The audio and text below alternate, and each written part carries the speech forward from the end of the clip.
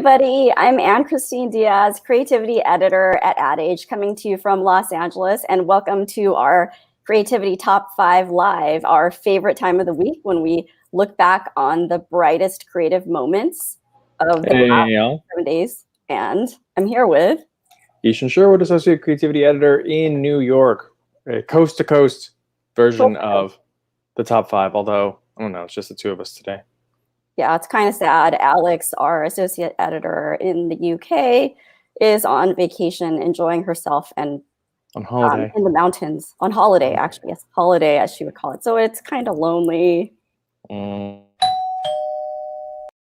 could that be?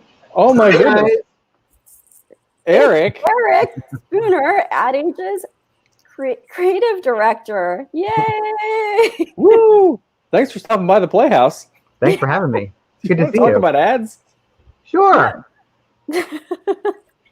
You are our resident design expert, so I'm glad you're here today because we have some cool things that we want to talk about in that area.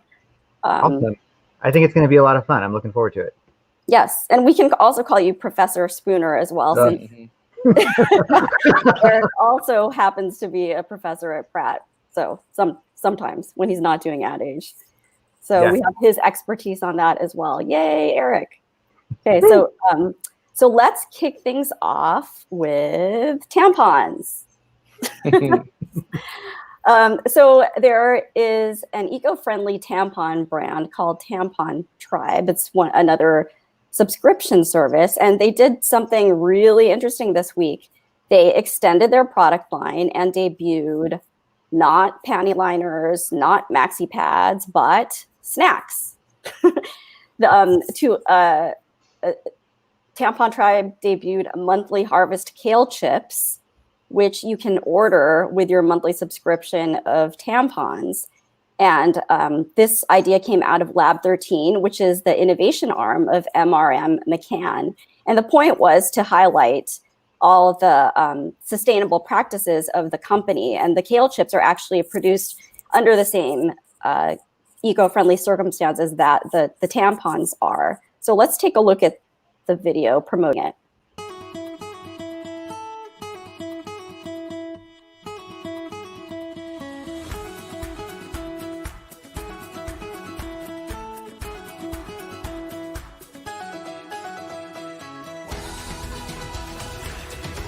Yes, that's right. The first totally organic period provider is now even greener because everything you put into your body matters, especially during that time of the month.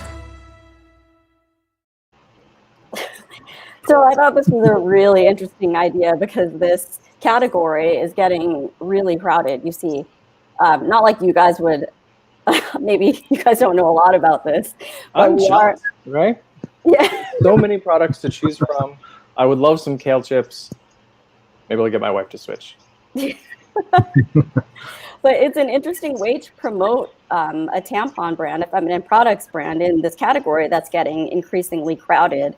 We are seeing a lot of interesting marketing in this space. A couple months ago, for example, we saw a brand called My Box Top produce these really irreverent social media ads about women talking about drinking Clorox or disinfectant, playing to current events, and that was a really interesting way to stand out. But this one, to actually create a product that looks pretty delicious, I think that's a very cool idea to stand out. I think it's a smart tie-up. Like it's not as obvious as something like, I don't know, like, hey, we include My Doll along with it, right? It sort of like sticks with the same aesthetic, and like you said, it's a very crowded market. Like not just in, I mean, you have had Always in Tampax and all of those, which have like these massive, very good ad campaigns. So when you're trying to differentiate yourself in both a subscription service, but then also like specifically like the natural and organic market, it really makes sense to sort of lean into something that maybe people were going to buy anyway, or like, you know, something that they had been thinking about. Mm-hmm. Yeah, and I think the chips are actually called Monthly Harvest Kale Chips, which is smart too. I don't know if I would buy tampon tribe kale chips. But also it's interesting that the products are kale chips, and kale is known to be rich in iron and calcium, which are also known to help with menstrual cramps. So it's a win-win all around. So before we move on to our next one, all of you out there who are joining us, make sure to give us a shout out, because we'd love to give you a shout out back. And also welcome back to our repeat friends. We're so glad to keep seeing your names pop up every time we do this. And it's great to see that we're starting to have a little family out there. So let us know you're there. All right, so yeah, at number 4, usually brands try not to increase the amount of existential dread that customers are already feeling at the moment, but life insurance brand Bestow did a nice job with some pretty quirky, pretty funny spots. Let's take a look. What's going on? Oh, hey, Mom. Just hauling our trash to this guy I met online. Why? I like other people's trash. He likes other people's trash.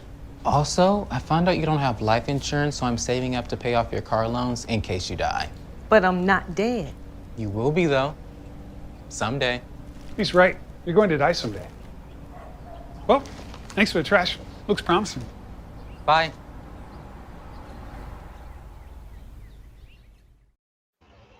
I love that there's no judgment about the guy who's buying trash. It's only for the woman who doesn't have life insurance. So these are from Preacher. I believe there are 3 of them. They're all along the same lines. Like, people know you don't have life insurance. They heard from somewhere, and then they're showing up and just being really judgy about it. And really driving home the point, hey, you got little kids? Yeah, but you might die, and that would suck for them, and maybe you should make sure that it won't suck as much. Yeah, there's that one about mom shaming in the playground, which like really resonated to me because I hate being mom shamed. It's already hard being a mom to begin with. So to play up that phenomenon, that was really impactful to me.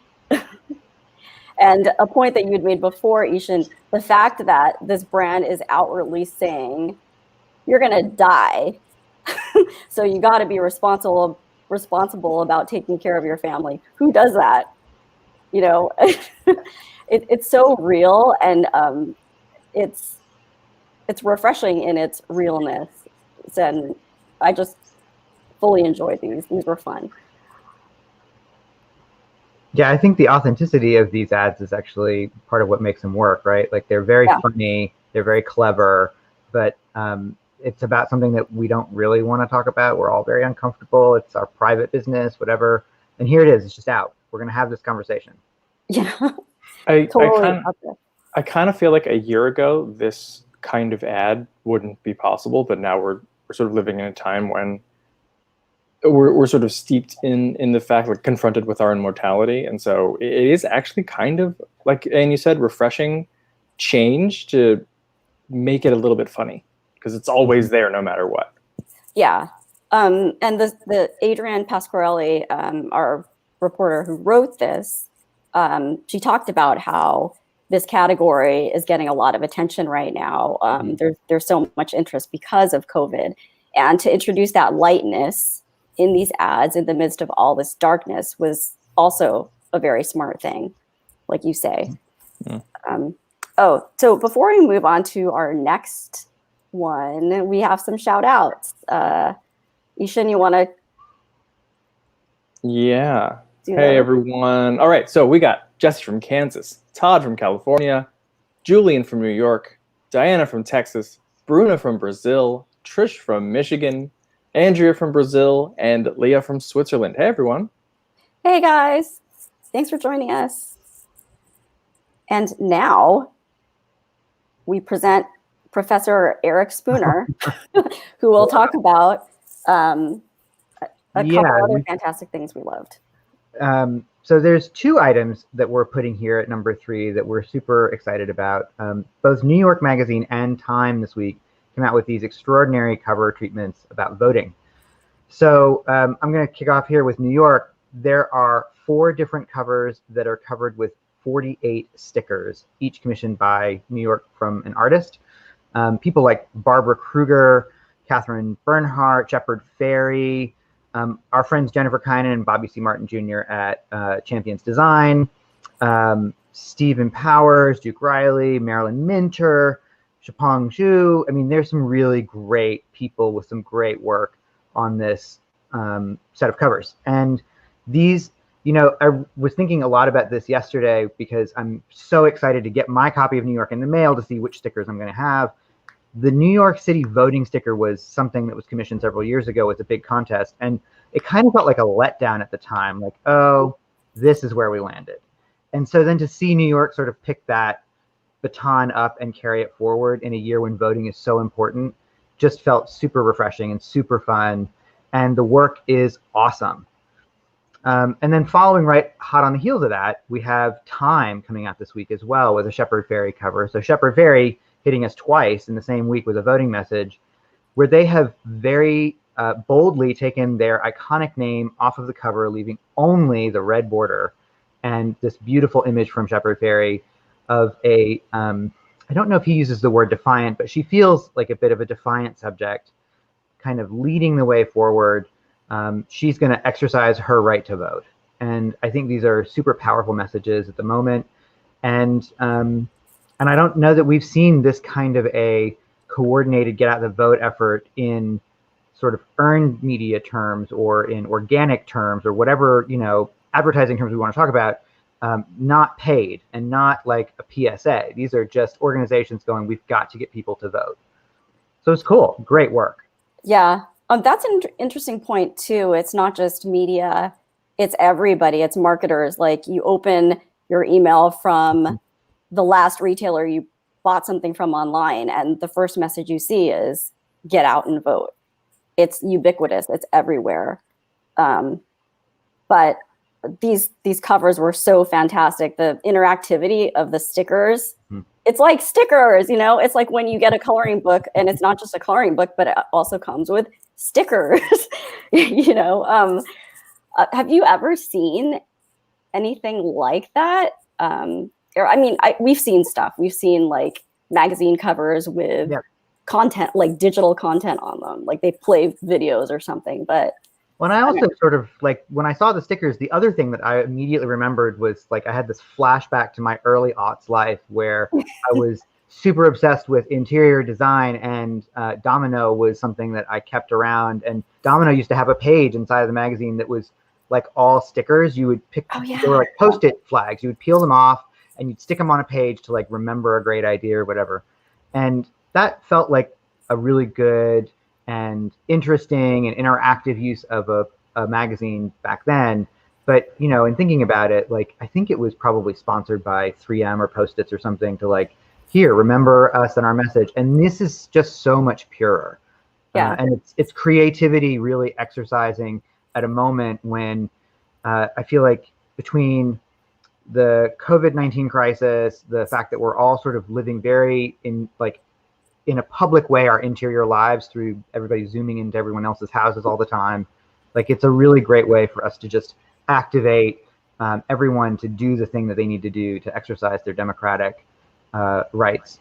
Yeah, I think sometimes we forget that, you know, we think of brands as like this monolith that has its own personality, which, you know, that's what they're trying to sell to us. But there are people who work at these brands, and so many of them care so much about what's happening in the world right now, and they want a way to express it. And they're sort of looking around going, wait a minute, I have a platform, you know. And we are fortunately in a space where, you know, a brand can't really be like, I can't believe you told people to go out and vote. You know, that's not what we do around here. So, you know, you're at least getting some of the leeway to be able to do that.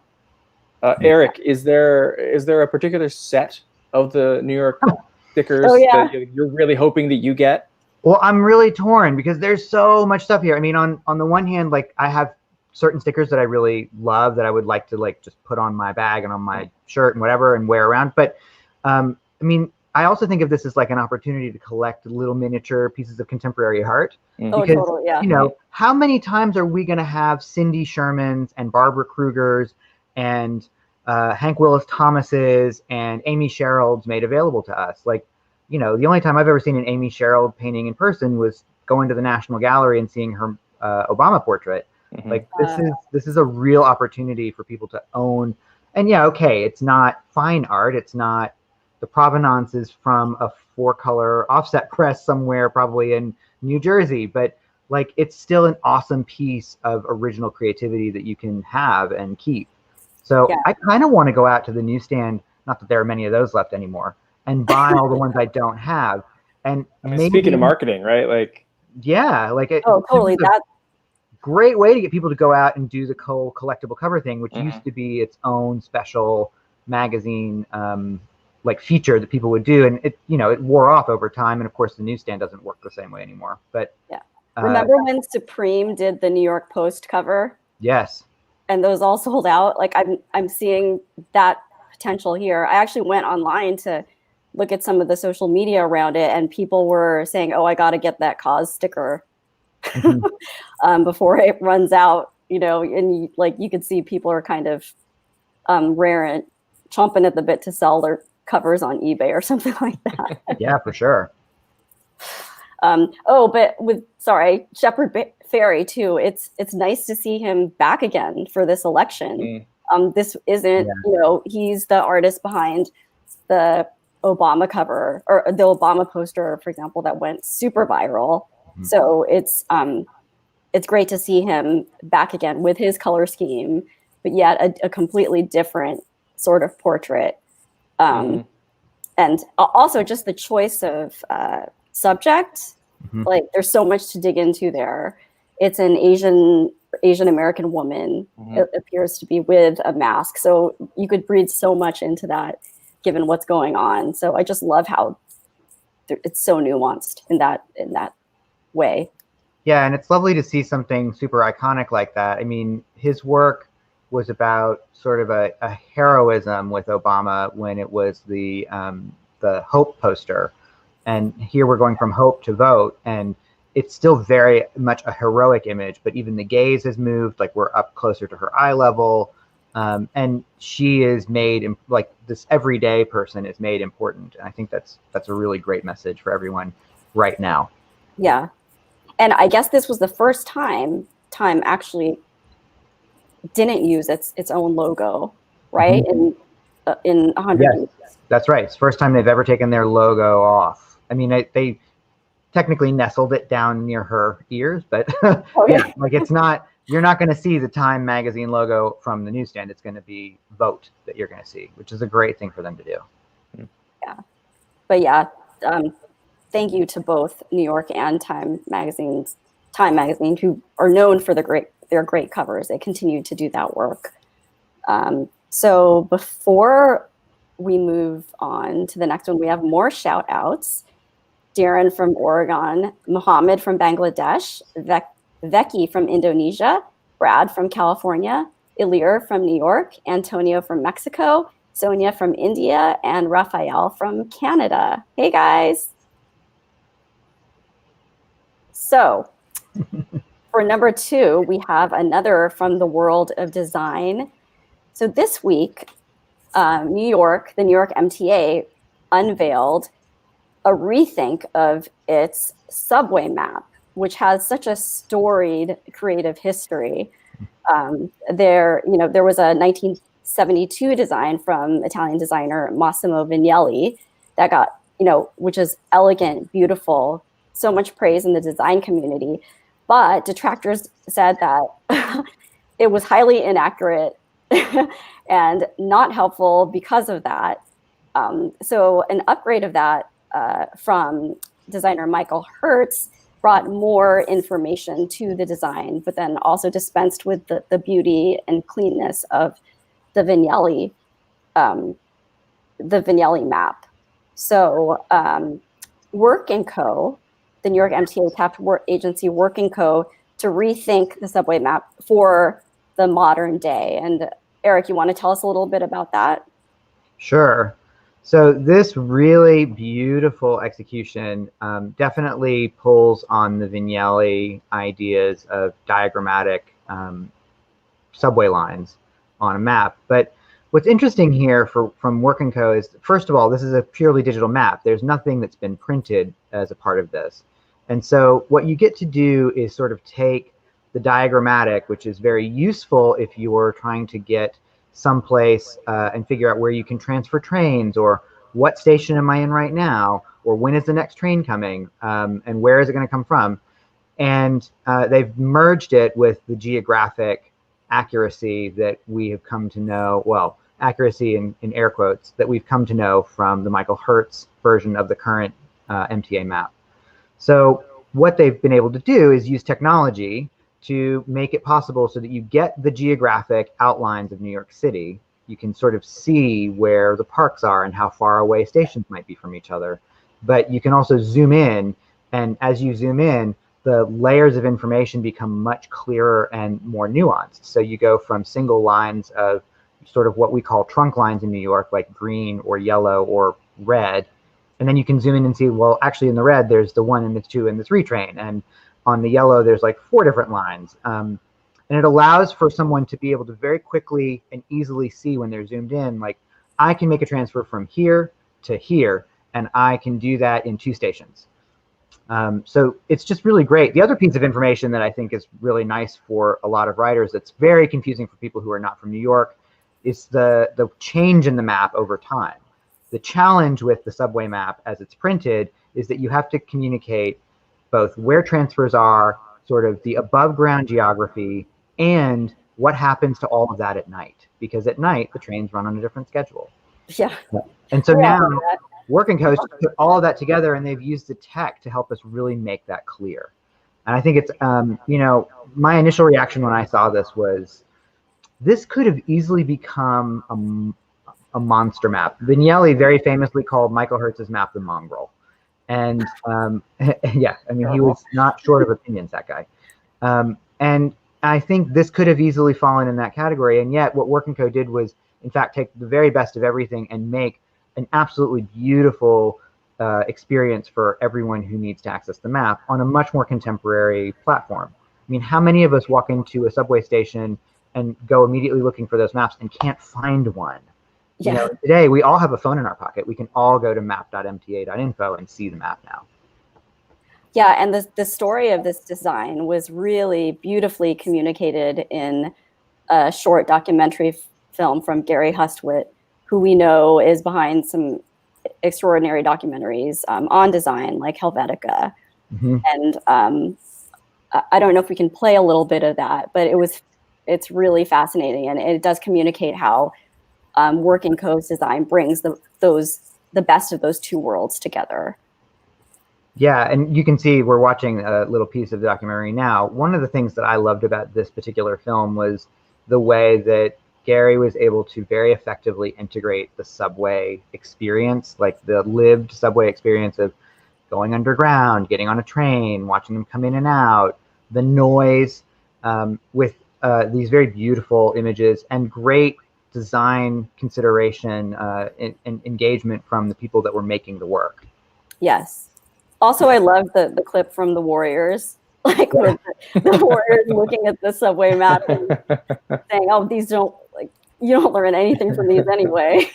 Yeah, you know, it was really funny that he put that in there. And one of the things, I don't remember if this is in the documentary or not, but Vignelli was never like, he never advocated that his diagram styled map was supposed to live alone. It was supposed to live as sort of one piece of a 3-part structure where you had a geographic map, a diagram of the subway, and then a neighborhood map that was designed to help people get around when they came in and out of a station.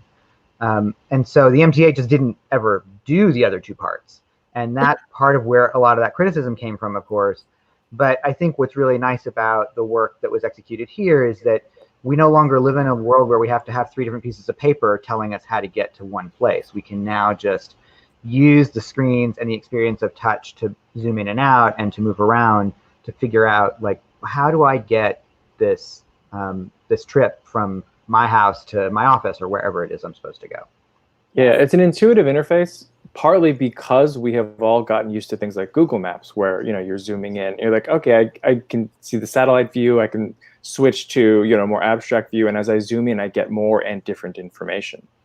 And I think this did a really good job of sort of doing that thing of figuring out a way to handle that tension that a lot of marketers have between, like, displaying an object or a product the way that it actually is in real life versus the idealized version of the way that people want to think about it.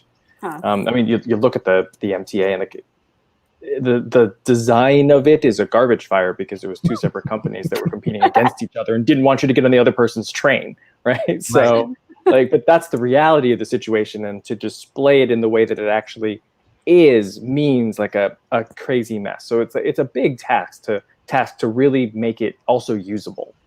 Yeah, and to like the credit of everyone who's ever worked on this, Michael Hertz has taken a lot of heat for creating something that was maybe seen as ugly or less, designed and beautiful, and then maybe the subway map that Vignelli did. But ultimately, he was communicating a lot of information, and it's the biggest transit system in the world. It's a lot to do to not just translate all of that onto a single two-dimensional surface, but then to add nights and weekends and what happens when you have to do like the above ground transfer at this F train station, but over here it's in a tunnel. There's a lot of stuff that they're trying to accomplish. And then, of course, there's the complication of dealing with all of the practicalities of the MTA only has one size frame for its maps on subway trains and one size frame for its maps in the stations. And how do you get all that information into that proportional frame? So I get, like, it's a hard task. And I think the current printed map, which you're seeing on the left in that clip there, is really, it does the job that it can do. There was the scene we're seeing now is like Vignelli and Hertz sort of squaring off and debating it in the 70s. But this new version that Work & Co has done is just so far and above any of those things were by themselves. It's really great. Yeah. The documentary makes a point that it was a tussle between geometry and geography. Mm-hmm. And this new map is like geomography or something. I think I failed that class in college. So before we move on to our number one piece of work, there are lots of other things that we saw this week. This was a pretty fun week in terms of creativity that we want to dig into. So Uber Eats was back. We might remember when the company brought Mark Hamill and Jean-Luc Picard, actually Patrick Stewart, together in a battle over what's for dinner. So Uber Eats and Agency Special Group brought together another unexpected pair, and that was gymnast Simone Biles and Queer Eye host Jonathan Van Ness, who actually happens to be a very talented gymnast himself. So let's take a look at one of those. Tonight, I'll be eating cheesy cauliflower pizza with extra broccolini. My turn. Tonight, I'll be eating cheesy cauliflower pizza and yummy broccolini. Thanks. Thank you.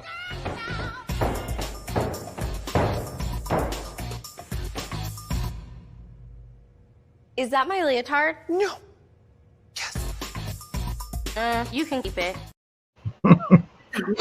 I just love where this campaign is going. It's like a surprise every time.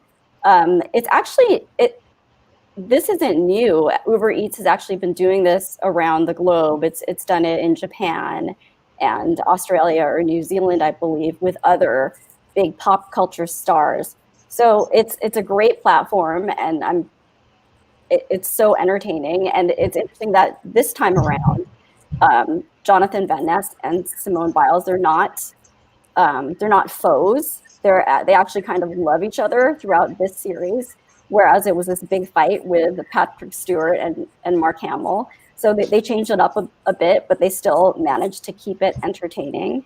And it's going to keep going, apparently. The head of marketing there said that there's another pairing coming up. So I can't wait to see who that's going to be. Yeah, it's a nice channeling of the fan base. Like, if you like Jonathan Van Ness, you probably also like Simone Biles, right? So you wouldn't want to see them fight. But if you're a Star Wars nerd, then you're kind of looking down on the Trekkies and vice versa. So yeah. We also have an interesting product from Mucinex. Lots of brands are putting together a clothing line, and Mucinex has their own called Sickwear that is specifically designed for people who are ill, with things like aromatherapy, cuffs, and pockets that are specifically made to hold tissues.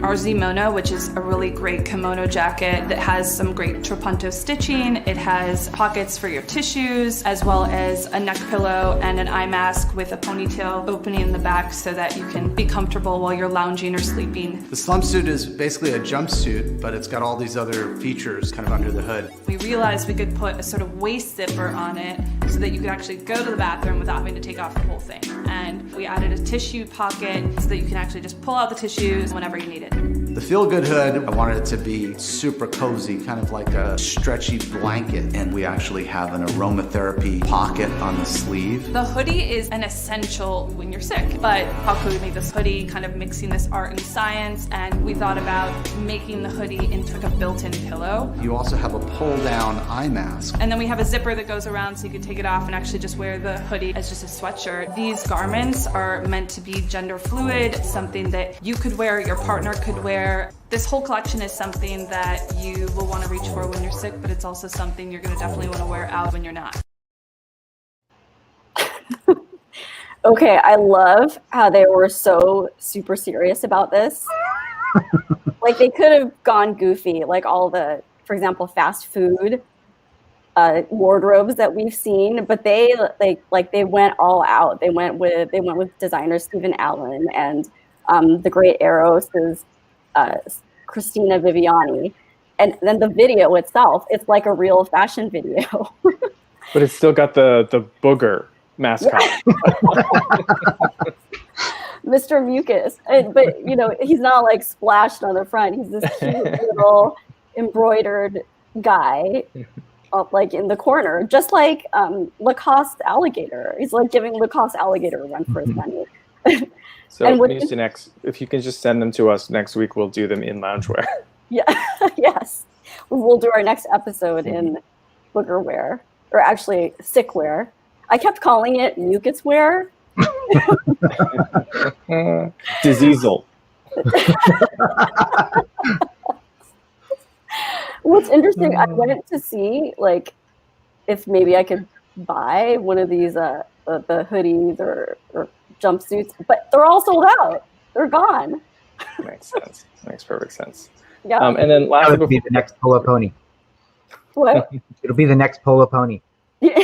Polo Pony. Quickly before we get to number one, it is also Ryan Reynolds' birthday, and Ace Metrics put together a list of his top 10 most popular ads with audiences. Happy birthday, Ryan Reynolds. Happy birthday. Everyone go watch Van Wilder. All right. First dates are interviews. Remember that. But thanks so much for giving us the gift of all these spots that we're talking about constantly. Like we've written about most of these in the story that we put up. You can find this one on the homepage of adage.com right now. And all the stuff for Aviation Gin and and even Laughing Man Coffee. What's interesting about this list was we asked Ace Metrics. Ace Metrics came out with all this data around Ryan Reynolds, but we didn't know what the top 10 ads were. So we asked them, and they gave us this list. And funnily enough, the number one top scoring ad did not have Ryan Reynolds as its star. It was Hugh Jackman. And it was the one where he wakes up in the morning all Wolverine-like and grumpy, not the friendly guy we know from other films. And not until he has his Laughing Man coffee does he turn into the Hugh Jackman we know and love. And that was actually the top scoring one. And another fascinating thing was to a couple of the ads that we found really fascinating in the ad community, the Peloton wife spoof, as well as the one where Ryan Reynolds was promoting a Samsung TV, but also his own movie and his gin. Those didn't rank highly. And the insight that Ace Metrics got from that was that maybe they're a little bit too insidery. Like people don't like insidery things. They're not living in this ad bubble that we are. It's the more just mainstream friendly ads, I guess, that were that resonated the most. But happy birthday, Ryan Reynolds. Keep them coming. Happy birthday, Ryan. All right. And at number 1, it is 11 days until, well, not until the election. The election's happening right now, until the election ends.